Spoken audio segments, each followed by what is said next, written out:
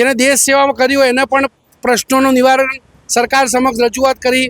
ઘણી વખત સરકાર કોંગ્રેસ ઉપર કેટલાય અનાવશ્યક આક્ષેપો કરતા હોય છે. આપણે આક્ષેપ પ્રત્યક્ષમાં જવું જ નથી. એને શું કર્યું જવા દો. તમે શું કર્યું? તમે શું અમને આપી દીધું? નથી આપ્યું. તો એનામાં તમારામાં શું ફરક? જવાન તો આજે બી લડી રહ્યો છે. જવાન જો તમારા રાજ્યમાં પણ ધરણા કરવા પડે, વિધવા બહેનોનો રેલી ઉપર આવવું પડે, તો આ એક ખરેખર એ આખો પ્રશ્ન, જો કે હું એ પ્રશ્ન ઉપર જવાબ નથી માગતો. અત્યારે આપણે સ્થાનિકની જ વાત કરીએ તો જે 4 જે કોર્પોરેટર કહેવાય એમના હું નામ તમને કહ્યું. હું તો આ ફિલ્ડમાં છું એટલે સોમભાઈ પટેલ, વૈશાલીબેન, નરેન્દ્ર સોલંકી સાહેબ અને આપણા મિસ્ત્રી પ્રદ્યુમનસિંહ મિસ્ત્રી, એમના અલકાબેન મિસ્ત્રી હતા.